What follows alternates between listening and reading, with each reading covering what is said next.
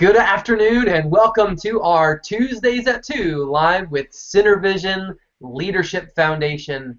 I am Todd Greer, Executive Director of CenterVision Leadership Foundation. I'm excited to be here again today with my good friend Brian Soy. Brian is joining us for the third part of our series on mission-driven nonprofits. But before we get to Brian, as we do each and every week, we want to let you in on some really important information from CenterVision Leadership Foundation.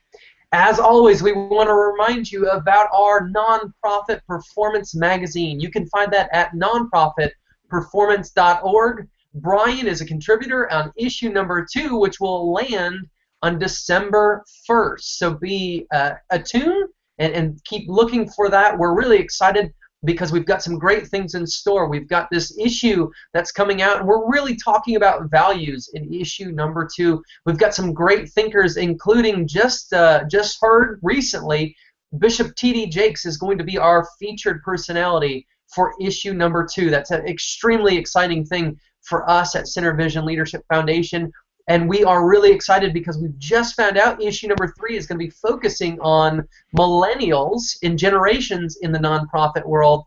And coming up, we will have Frances Hesselbein, who is the former CEO of Girl Scouts of America, the founding CEO of the Peter Drucker Nonprofit Institute. She is going to be our featured personality for the March magazine. So big things happening around Nonprofit Performance Magazine. We also want to remind you every Thursday at 4 p.m. we continue the conversation from our Tuesdays at 2, and we engage in nonprofit chat. I know we sometimes have issues following that. In fact, last week it felt like Twitter blew up and stopped working Thursday at 4 p.m., but we continue to work through tweetchat.com/room/nonprofitchat, or you can just go on Twitter and write in that hashtag nonprofitchat, and you can follow the discussion. Brian Soy, our guest today, is going to be with us in that conversation. We're going to go deeper in our conversation, and we want to invite you to join us as we ask really important questions about what does it mean for us to be mission-driven in our nonprofit organizations. As always, want to remind you, you can find past events or archived events through our website, centervisionleadership.org/hangouts. All right, so that's the information, that's the announcements. Here we are. I am joined again this week, the third out of our series of 3 mission-driven nonprofits. Brian, thanks for being with us. And Brian, you're muted there. There we go. Once again, I am muted because I was trying to eliminate noise.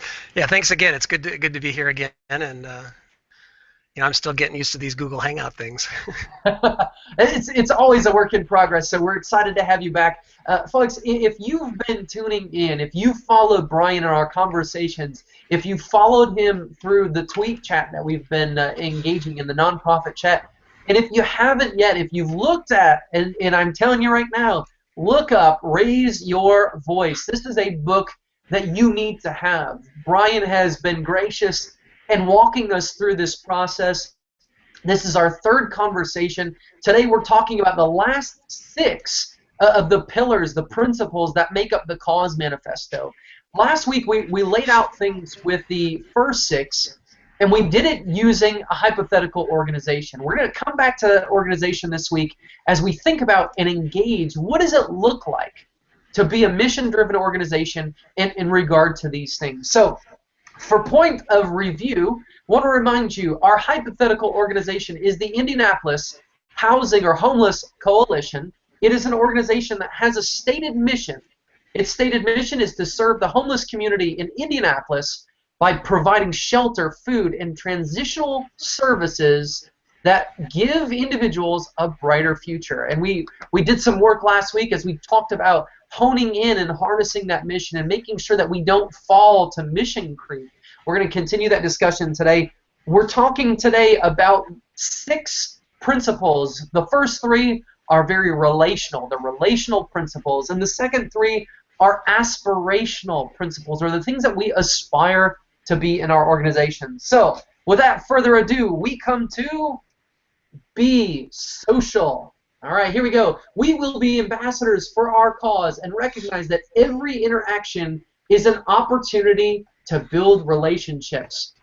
Brian, what does that look like then for our hypothetical organization, the Indianapolis Housing or Homeless Coalition? What does it look like for them to be social?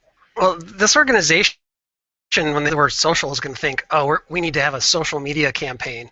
And that's exactly the point where you grab that big lever that says brake and you yank it to bring the entire train to a complete stop. Because being social is not just about what we have come to know as social media.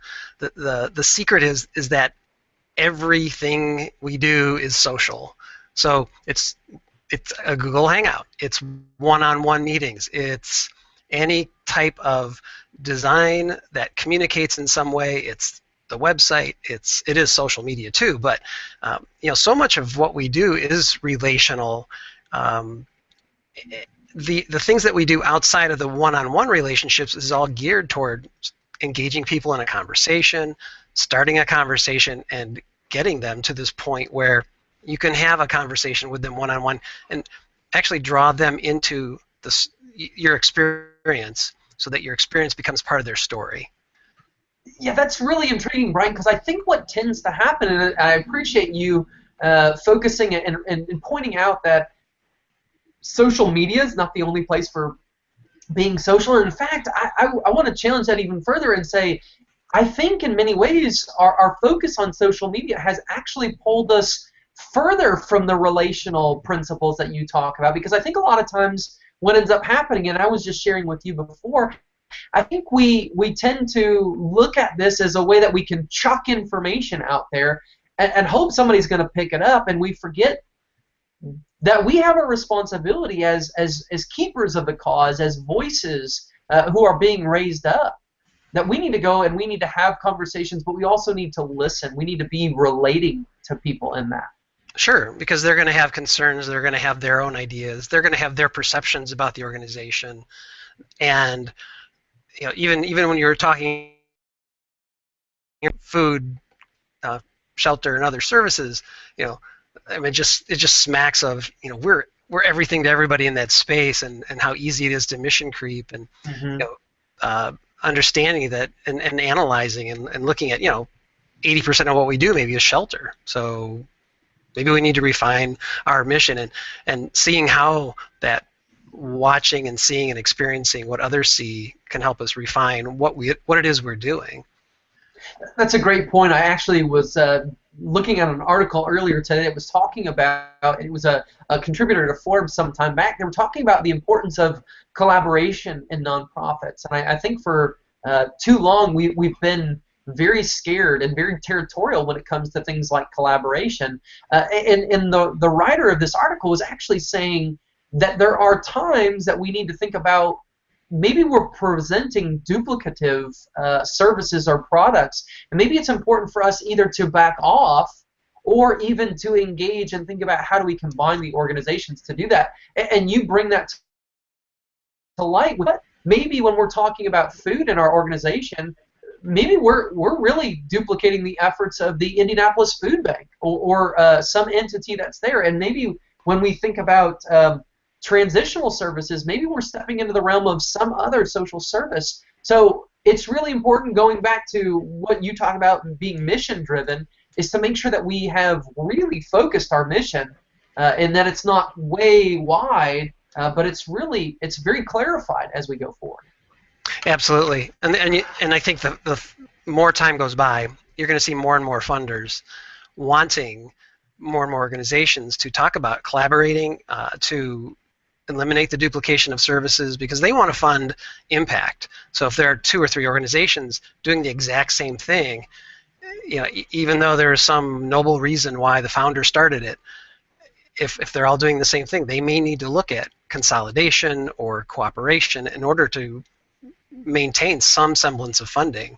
And I mean, you can already see that with United Way across the country as they've refined to income, health, and I believe education. There are groups and nonprofits that are no longer funded by the United Way, but they are being encouraged to collaborate or consolidate. Absolutely, and I think that's such an interesting thing. You know, we've tended to be so.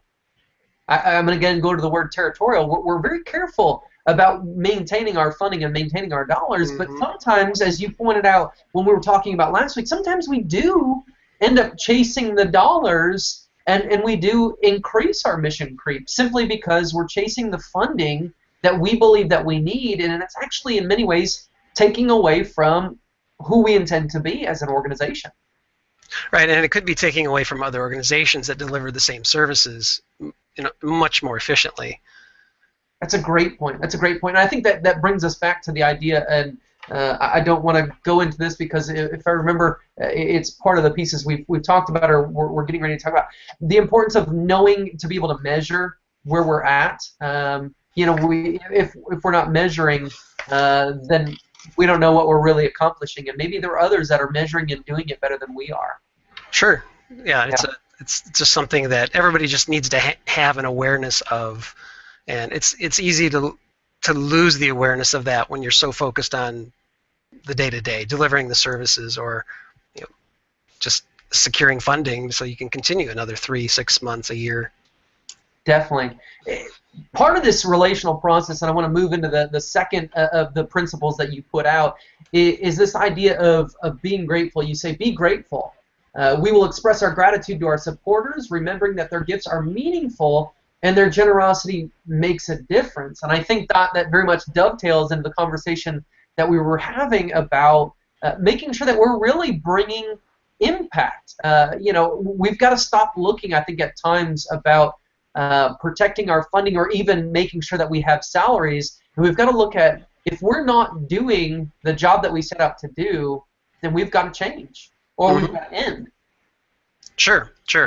And how many nonprofits do you know that have said, no, we're done, we've achieved our vision, and our mission is complete? I can't think of any myself. It's once we start, we exist in perpetuity, right? Exactly. And I think there needs to be some difficult choices made, because what happens then? The board loses interest. What if the founder is no longer around? Is the memory of why the organization exists still valid, or is the passion for why it exists still valid, or maybe it just exists because there's a large pool of money and it's paying somebody's salary, but there's really no reason for it. That's a great point. So Brian, how do we look at being grateful then in our organizations if we recognize what we just listed were a lot of the traps that are present for us in these social benefit organizations? How do we recognize and how do we engage this gratefulness then as we think about even our hypothetical organization with the homeless shelter? Well, to me, the whole idea of gratefulness goes back to the donors, and it's not so much the people who are receiving the services. It's the agency itself, going back to the donors and expressing gratitude at every step of the way. One example is the food bank that I serve on. I know the president, not the president, but our executive director signs a thank you note for every donation that's made. Last time I talked to her, she said she had a stack of 1,000 that she signed till midnight one night, because it could be a $2 donation and she'll send a thank you. It's that donor experience, so that the donor knows that their gift was meaningful.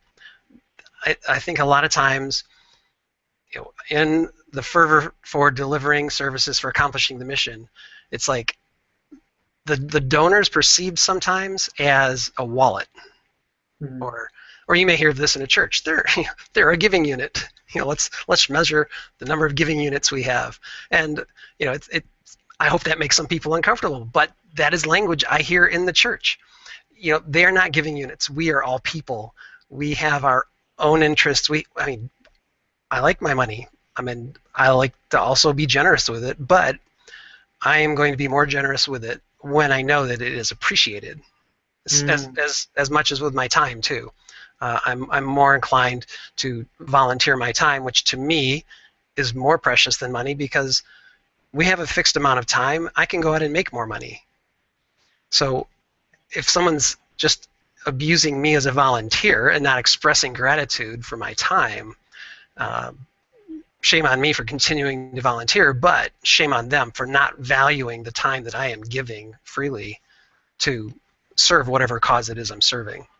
Yeah, that's a great point. I think it's important for each of us to hear some of those truths that are real for us. When we run an organization that's based around a cause, we're going to draw people in who are very passionate about that cause. And it's important for us to be able to harness that and to really be individuals that care for and genuinely steward both the monetary resources, but more importantly even the human resources, the people who come and generously give. It's important for us to make sure that we're using those things in an appropriate manner. We want to know the people that serve alongside of us and use them in a way that best uses their gifts and best takes care of their time. I think that's a really important thing. And I appreciate the thought of your executive director there at the Second Harvest Food Bank, who's willing to sign and to give that personal gratitude. I think we live in a world that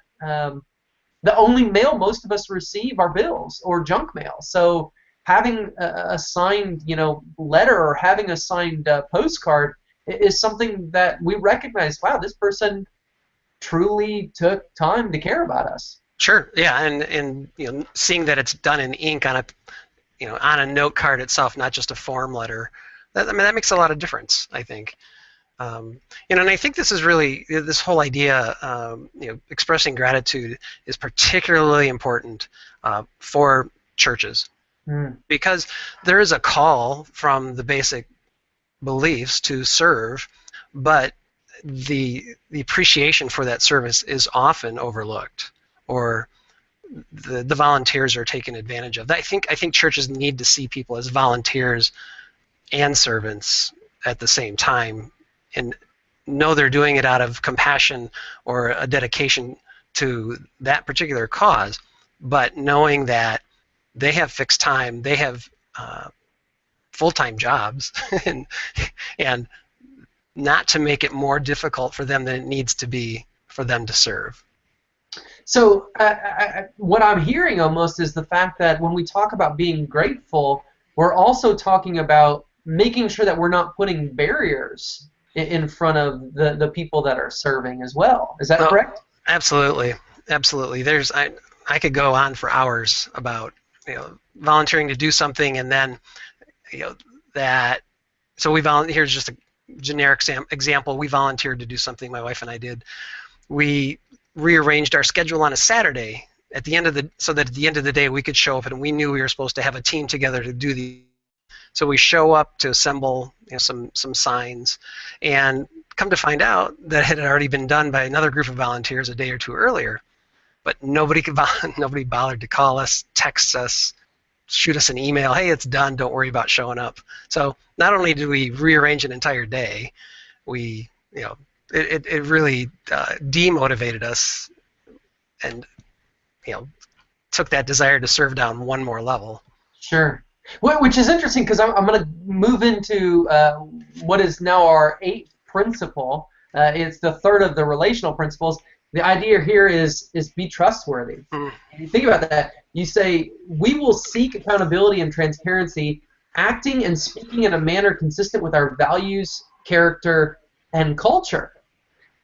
And I think that's a really intriguing one, because in the example that you just put out there, you and your wife, you didn't feel the organization was trustworthy because there wasn't a sense of transparency. There wasn't a sense of accountability in many ways, that they were taking care of you and living out their values. And I think, is that a big struggle for a lot of nonprofits as you see it, Brian? I think it is, because think about that. That's they're saying these are our values, but they're not putting them into action.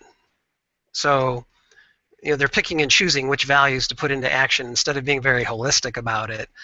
And it's so there's that disconnect between the values, because if you read that, it's acting and speaking in a manner consistent with our values, our character, and our culture. And understandably, all organizations are made up of people, and we're all none of us are perfect, and But these are really intentional things that I think are broad enough that need to be really highly valued as important. They're not an afterthought. Volunteer coordination is not an afterthought. There are systems in place, systems that can be used, scheduling, email, texting to communicate better. Oh gosh, it all comes back to communication. There's just not that commitment to communication, which is what connects the values within the culture. And let's wrap something real concrete about it. I want to think about that trustworthiness, and what does it look like for our hypothetical organization? What does it look like for them to be trustworthy? You talk about communication. What would consistency look like between what they're saying, what they're doing, what they believe, and how they're acting? What does that look like, do you think? Well, their mission is to deliver these services, and they cannot do it on their own, especially an organization like that probably does not have the staff to do everything, cook the meals, serve the meals, keep the place clean. So they're going to rely on volunteers. So ideally, they have a volunteer coordinator, which may sound like a superfluous position that we only need this if we can afford it. No, if you're dealing with a lot of volunteers, then you need someone there who's going to ensure that on Tuesday we contacted 8 people, and on Monday we contacted those 8 people to make sure they're going to show up on Tuesday. And if somebody's calling in saying, I would like to volunteer, who's the one point of contact that they want to contact? Just so that there's a face to the organization. It's not just like you go onto a website, sign up, you show up and hope that everything connected there. And it could be a matter of putting processes in place. If there's a large number of volunteers needed, such as United Way does a day of caring, there's other organizations that do single days, putting a really effective online tool in place that shows, here are the openings we have, you put your team in, and then your team shows up there so that you can go back and remember what time you signed up for, or that you see what times are blocked and you can fit your time into the availability. It's making the whole process as easy as it is for the volunteers that you rely on to deliver your services. That's great. That's great. I think transparency is one of those intriguing things. I think it also extends into our leadership that we have. And again, you and I, we've had conversations before, and even going back to the beginning of our conversation 4 weeks ago on the 7th, we were talking about the recognition that communication and leadership are so connected.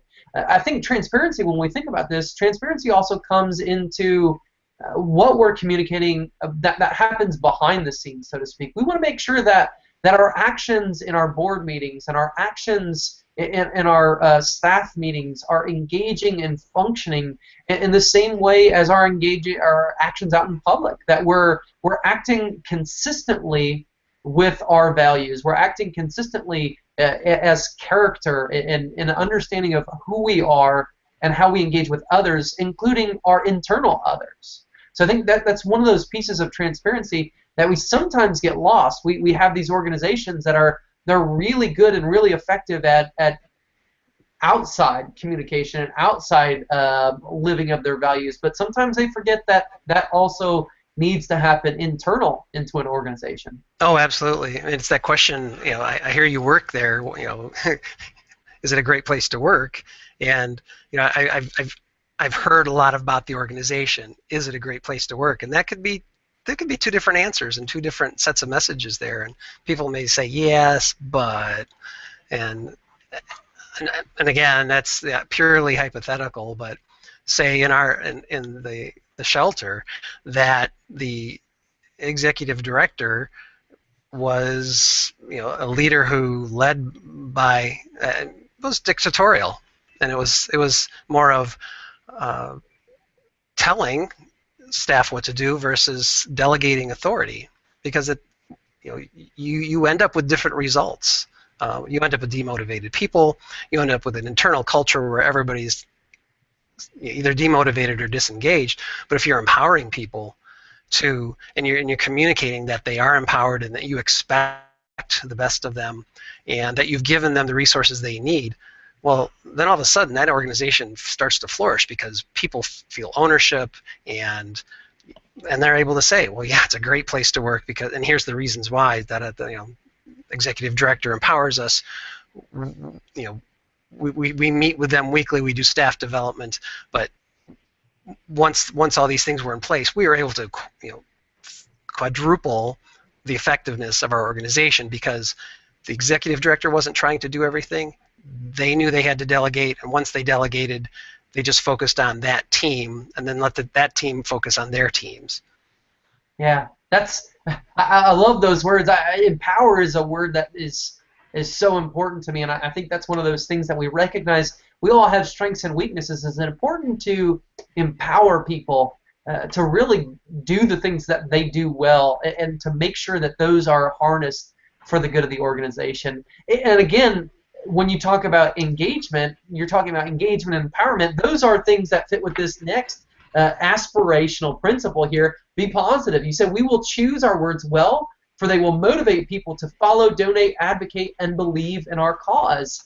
And so whether we're talking about internal or external, we're talking about the importance of being positive. Tell us a little bit more about that, Brian. Yeah, well, just, negative words have the opposite effect of positive. So if it's internal, it is that a matter of affirming and creating a culture where people know that the leadership expects more of them possibly than they can achieve, but it's not expecting them to be perfect. It's just that they have a high standard for performance, and that the expectation is that people on staff will do their best to deliver the services in a manner that's consistent then with the values of the organization, speaking positively on behalf of the organization.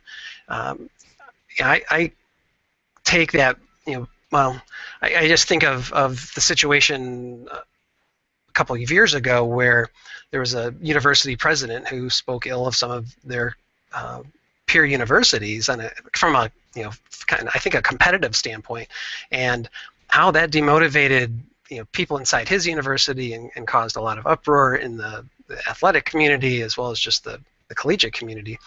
They weren't positive words. So knowing that positive words are what motivate people, then why else would you use any other words? Same with the messaging that you use externally.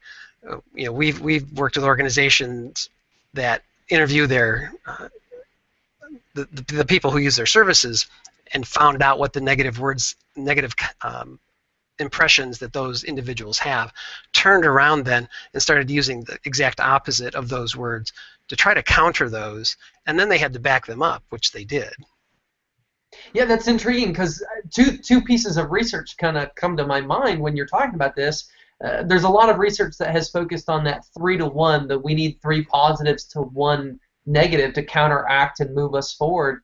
But there's also the research that has focused on the fact that up to 70% of our workers are at least mildly disengaged. And if we're not using positive language, if we're not promoting the good, if we're not building up, then we're simply adding to that in our organizations. And I was thinking about, as you were talking, I was thinking, well, gosh, if 70% of our people who are paid to come are disengaged, what does that look like for people who are just doing it because they have a connection to the cause? If we're not being positive, who wants to come and do this? I mean, we're talking about giving of your time, giving of your money, giving of your capital, whether it's social capital or personal capital, whatever that is. Who wants to do that when you feel the poo-poo parade, so to speak?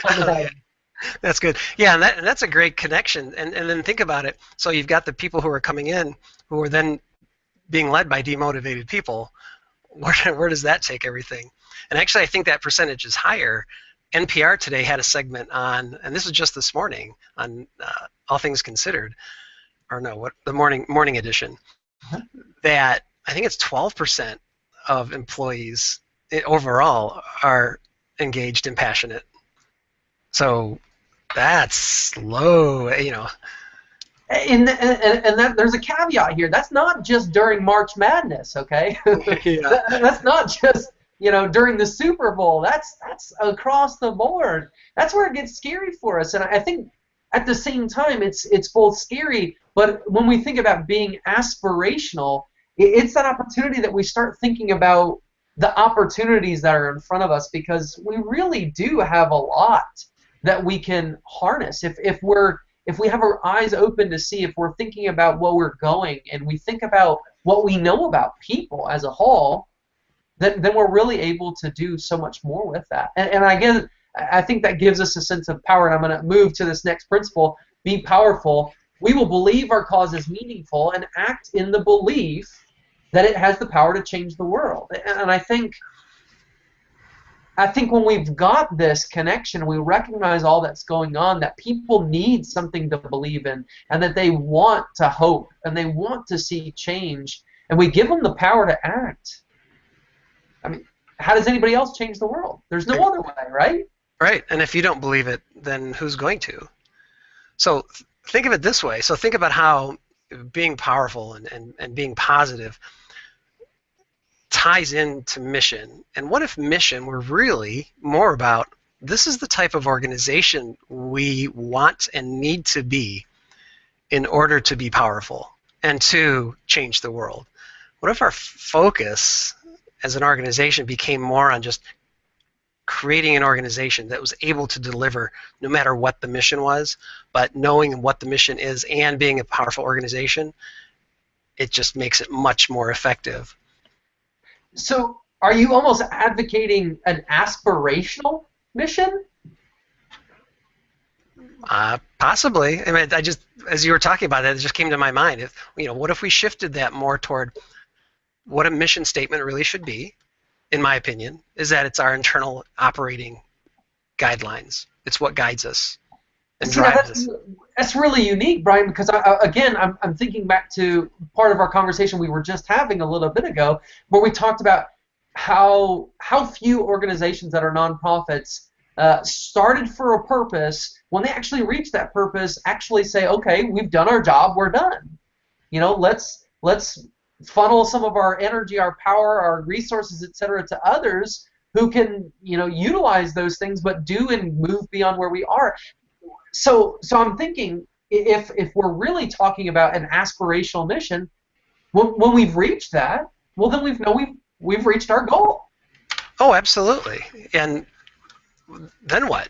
So what aspect of mission should be succession planning or exit strategy? And that's so funny, because how many of us still, even whether it's board of directors or leadership positions or in churches, we almost think about, you have been elected or commissioned for a Supreme Court position where you're in until you die, or until you wave the white flag and say, I can't do this anymore, I'm decrepit or whatever.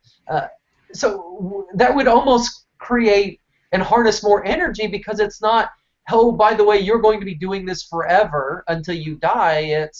You have a mission. Your power is recognized in completing that mission, and when that mission is complete, you're done.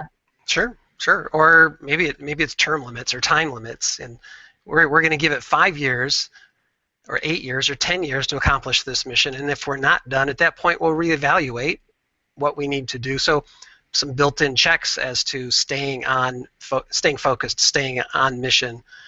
But I just think there's a lot of things to consider. That we talk about mission statements, and we will do this with this audience and have this impact, without thinking about. But in order to do that, we need to be an organization where the leaders lead well and create teams that also lead well, and neglect the organizational development aspects, the leadership aspects, the internal communication aspects that affect everything outside. And those kind of insights are, to me, they're companion thoughts and topics to the overall topic of the idea of raise your voice. That's a great point, Brian. We're having so much fun here. I love this, because even as we're going through this, and you wrote it, and I've read it and played around with it and flipped it 2 ways to Sunday. but we're able to take this and we're able to engage, and I think that's one of the things that makes the Cause Manifesto so powerful, is that it's, in many ways, it's a living document. It's an active processing that we're engaging, and we can see new ways to go from here. And I guess the exciting thing is, to me, that leads into the 12th principle, which is be courageous. You say, we will dream big dreams and have the courage to change and adapt in order to make our vision a reality. So here we are, we're talking about having courage to say, you know what, rather than living in perpetuity, we're actually going to put a timeline on this. We're going to put a deadline, an expiration date. We're going to think about, you know what, sometimes we did this and we fell on our face, and so maybe we need to pivot. Maybe we need to rethink who we are as an organization, and it really does take courage in that. Oh yeah, or maybe you failed. What was the book we were just talking about earlier? Maybe it was just a complete failure, and you realized, okay, we failed, but we learned these 3 things, so now we're going to be able to do it successfully. Once we find new funding.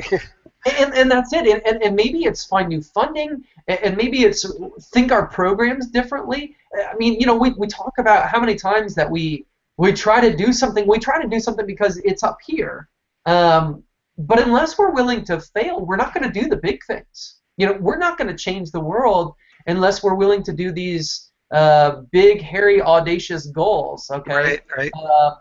Until we're willing to engage those kinds of things, we're not going to change the world. And ultimately, you went back to the word impact, and our strategist that we work with all the time, Ed Bogle. Ed loves that word. He's all about impact, and he says, who wants to fund something that has no significant impact? Who wants to fund a mediocre organization? Who wants to fund, in the instance of our hypothetical, who wants to fund the Indianapolis homeless shelter or a homeless coalition, who they serve 3 people and they're basically just keeping them afloat, and they're not really doing them the justice of making them transitional, simply because, well, we just need some people to stay here so that we can look like we're doing something. Right. Yeah, and sometimes that courage it's a matter of saying, we just need to refocus. We need to just stop what we're doing and continue to deliver the services we were doing, but evaluate and reevaluate. And of course, that always involves the board, and there's a lot of dynamics. I mean, we make this sound so simple and theoretical, but sometimes applying it gets messy. And sure. But until somebody is willing to step out and be courageous to say, I don't think this is working, and to go back to the be positive. One of the ideas I use is 2 stars and a wish. So, hey, we do this really well, and we've done this really well, but I wish we could do this instead. And so maybe it doesn't have to be the complete putting on of the brakes. Sometimes it's an evolution of what's happening in the organization, evolution of the organization itself, or the mission that it's and the vision that it's seeking to accomplish. Yeah, I mean, if you take that principle and you think about it even from a corporate product standpoint, if Apple had only continued with the iPad, or excuse me, the iPod, and that's what they said, okay, well, it sold a lot of units, so it's good enough. Let's just keep that out there. We wouldn't have the iPhone, we wouldn't have the iPad, we wouldn't have a lot of the advances even that you see in the Mac operating system. And I'm not a Mac user, but I can think in those terms.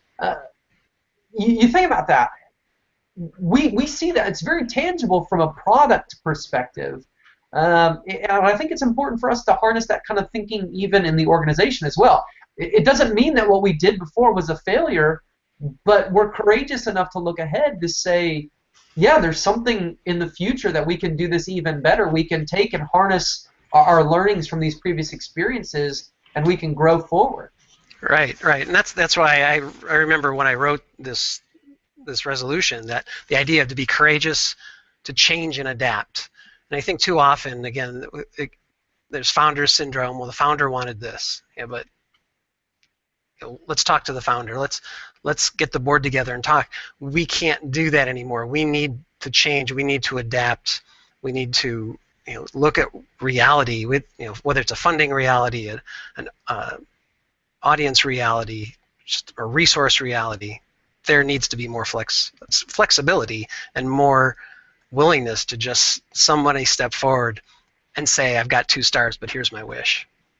Yeah, I think that's an important thing. We also have to be realistic, too, when we think about what the founder had in mind. The founder was probably pretty forward-thinking when they founded the organization, thinking about how do we, very much aspirational, being courageous. And I think sometimes we forget that we need to be willing to adapt to the times. It doesn't mean taking our core beliefs, our core values, our core understanding. It doesn't mean that we have to throw those puppies out, but it also does mean that we need to adapt to changing times and recognize that form and function. We need to understand what's really foundational to who we are and what's adaptable in order for us to be out there thinking and functioning for future society. Absolutely. Brian, man, if we could keep this up every week, this is great. This is the exciting stuff that we're talking about. We are so thankful for your 3 weeks with us here in this Tuesday at 2 on CenterVision Foundation, the CenterVision Leadership website. We're thrilled to have you join us on Thursday at 4 for Nonprofit Chat. And again, that website you can see here, #nonprofit chat. I want to remind people again, I've said this a couple times already, but Brian has a fantastic contribution to issue number 2, which will land December the 1st at nonprofitperformance.org. So you'll be able to find and follow Brian. You can find Brian at the website that he has listed there, aspire.com, AESPIRE.com.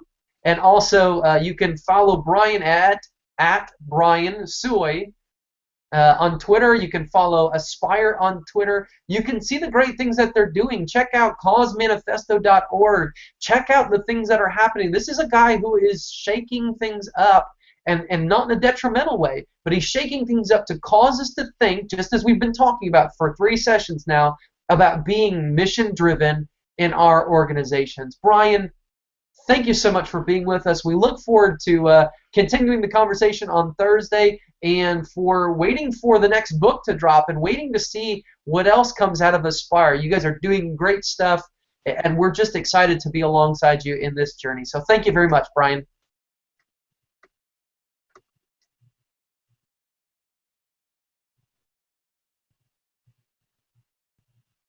So sorry. It's good to be hanging out here with you, Todd, and to be involved with CenterVision Leadership. Thank you much. Everybody have a great day. Join us for #NonprofitChat Thursday at 4 p.m. And we'll see you again here next Tuesday at 2. Thanks a lot. Bye-bye.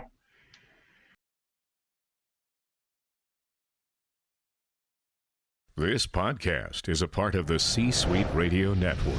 For more top business podcasts, visit c-suiteradio.com.